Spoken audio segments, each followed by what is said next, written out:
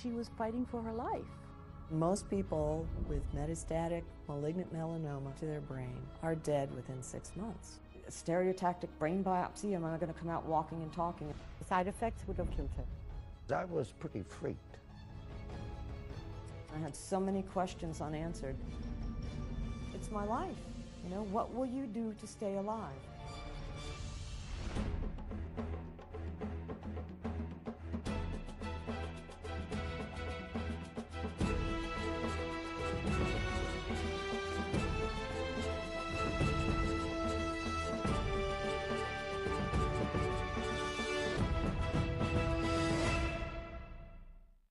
Welcome to The Incurables. I'm Don Wildman.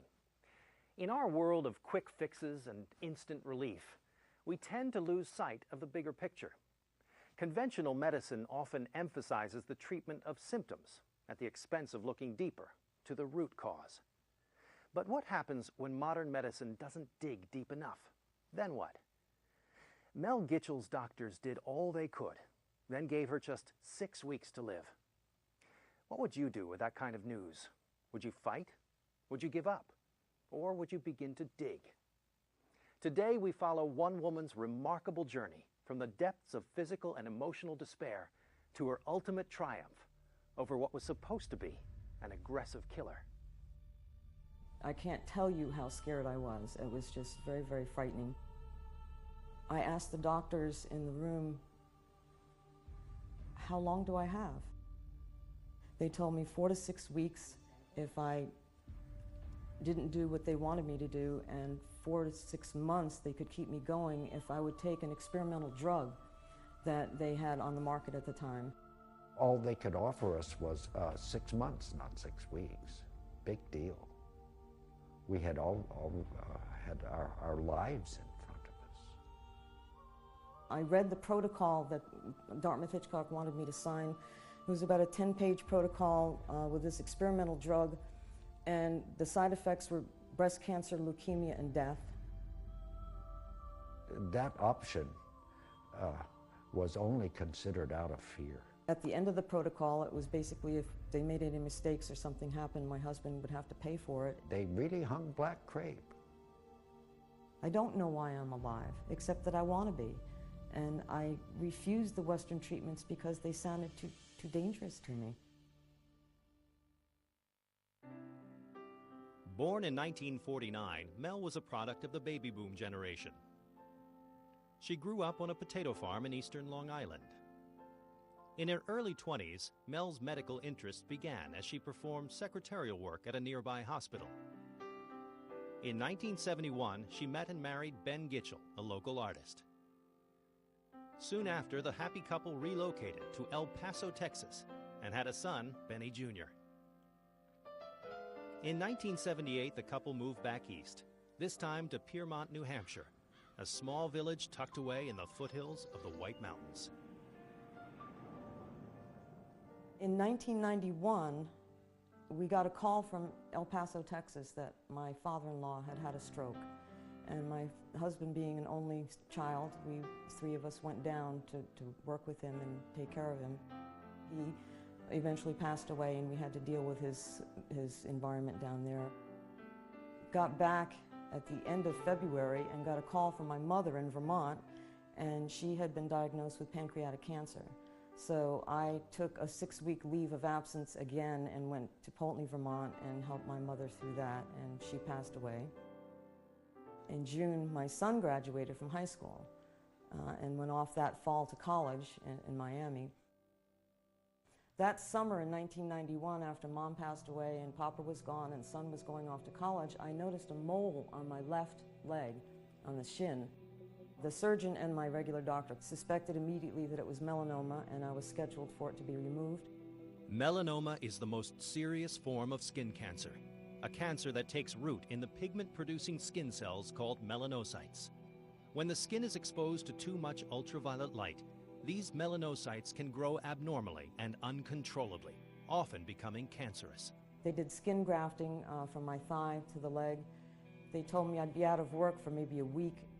About 3 years later, this all came back to haunt me.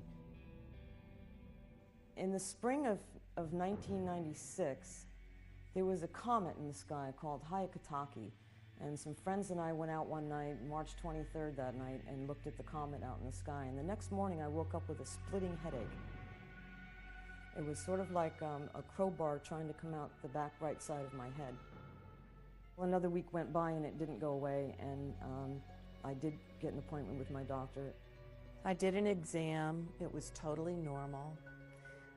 But in discussing things with Mel, I really felt it would be worth obtaining an MRI. I called Mel on the phone and told her that there were areas of concern on her scan. The radiologist was convinced that this was likely to be metastatic cancer. That was what it looked like on the scan. They wanted to do a biopsy to make sure that I had the melanoma in the brain. In a stereotactic brain biopsy, a computer creates a 3D map of the operation site. The surgeon then uses this map, along with special tools, to extract a tissue sample. For Mel's tumor, a needle would be carefully guided through the roof of her mouth. If it was melanoma, then I would fit the protocol for this new drug they wanted me to try. They told me they could not guarantee I would come out walking and talking after the biopsy. So that weekend, I was scared, petrified. I can't tell you how scared I was.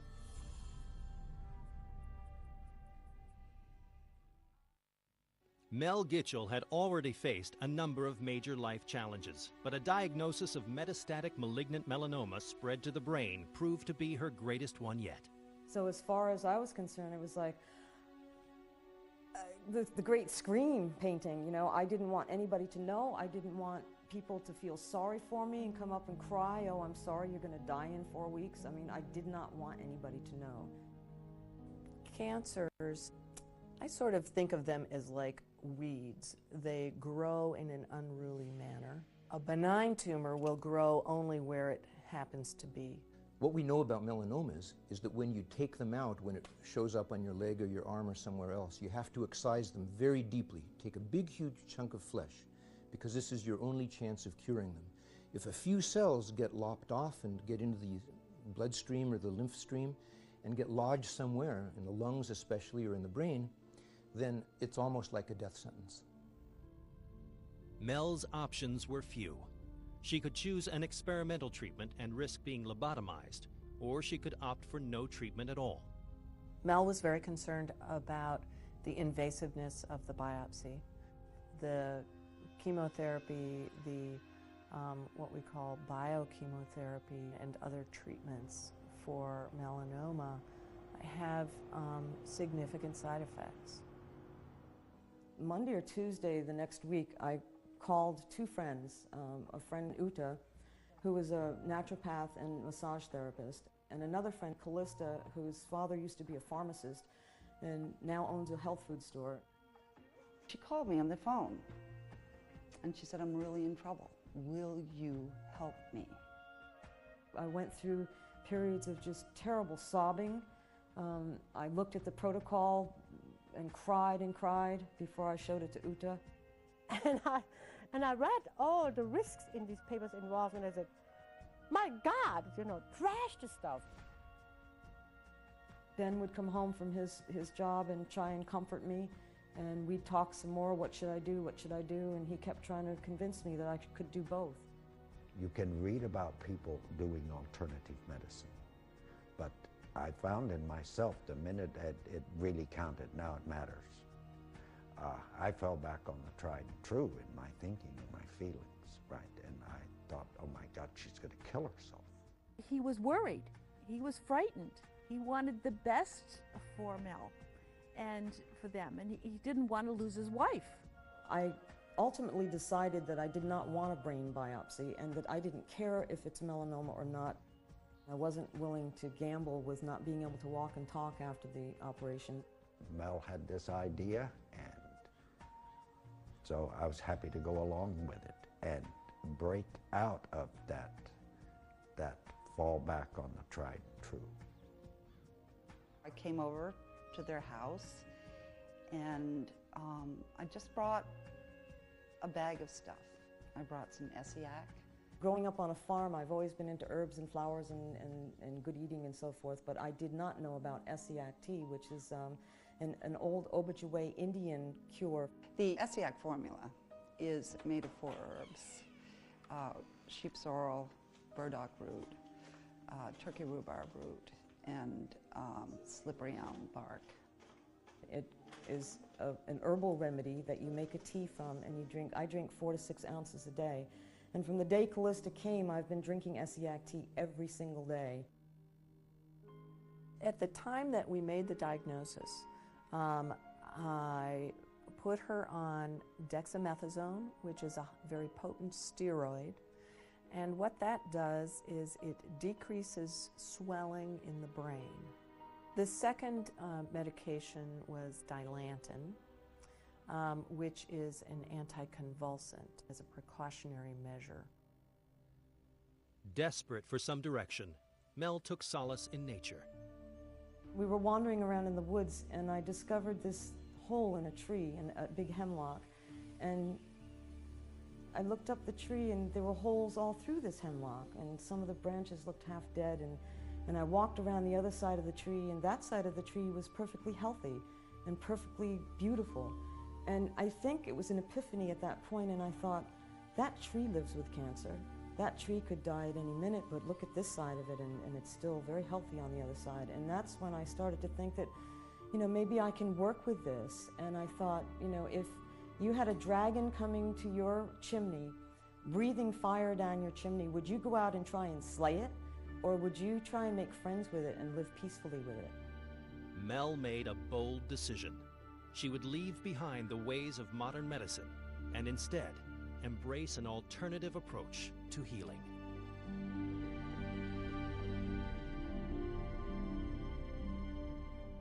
Gitchel's fresh approach to cancer led her along a new path, away from conventional medical treatments and their bleak prognosis toward so-called alternative healing methods.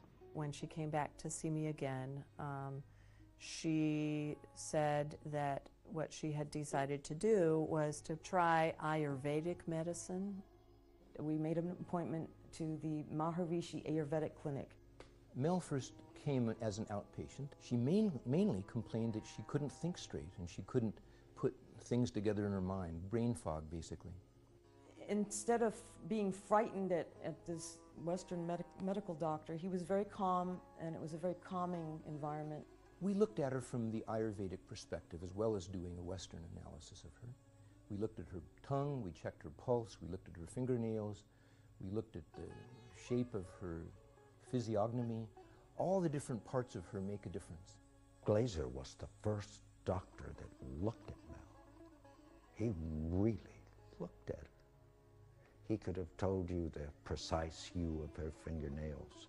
He could have told you a lot of things about her from that first gaze, a hard stare. The diagnosis there was not brain cancer or metastatic lesions to the brain. It was, I had AMA in my strata. And I thought, oh, how wonderful, you know, that sounds so much better than brain cancer. The Ayurvedic understanding of cancer is that it's a cell that's lost its dharma. That means it's lost its direction in life. Why that distortion of intelligence happens is that the flow of intelligence is blocked. We can actually say physically within the cell.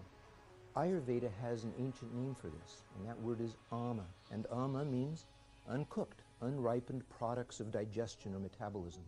And this is exactly how we understand that from the Western physiological perspective, that the materials of our metabolism get stuck as a residue within the cell. And that's what makes that cell take on a carcinogenic potential. I gave her treatments of what we call behavioral tonics, tonics that you actually perform instead of swallow. For example, I said, go out and play, you should sing, you should laugh, you should dance. And then I prescribed a program of doing yoga, doing respiratory integration exercises. I gave it time, and I did more meditating every single day. I meditated for sometimes 4 to 6 hours a day, listening to the Ayurvedic music and eating basmati rice and asparagus for my pitta dosha, and doing all the things that I needed to do, but I still had this tremendous pressure and head banging back here, even though I was still on the Dilantin and the dexamethasone, which at one moment made me jittery, and the next minute I was half asleep in the chair. In addition to the treatments prescribed by Dr. Glaser, Mel was referred to Tom Tam, a renowned Qigong master in Boston's Chinatown.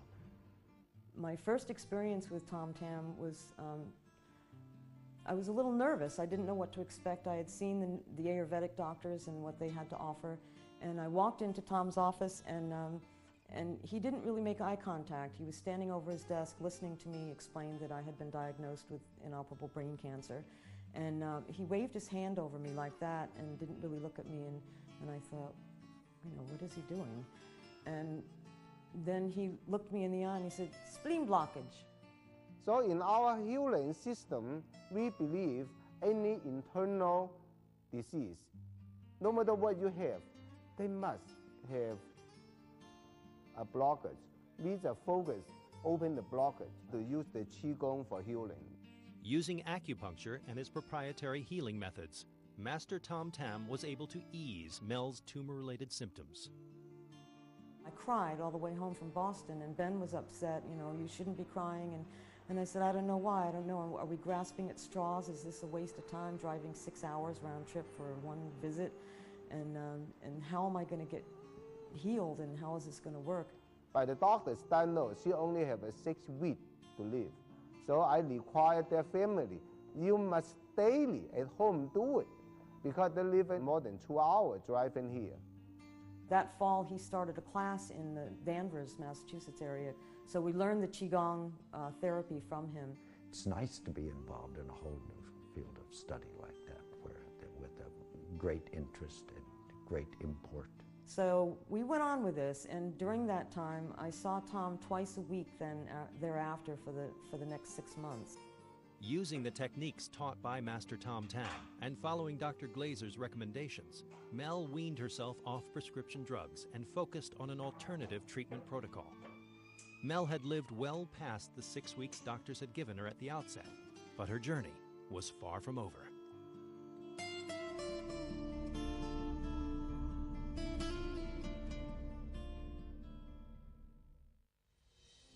Mel's courage and inner strength helped her face and beat back the biggest challenge of her life. But in yet another unexpected twist, fate was about to deliver one more blow.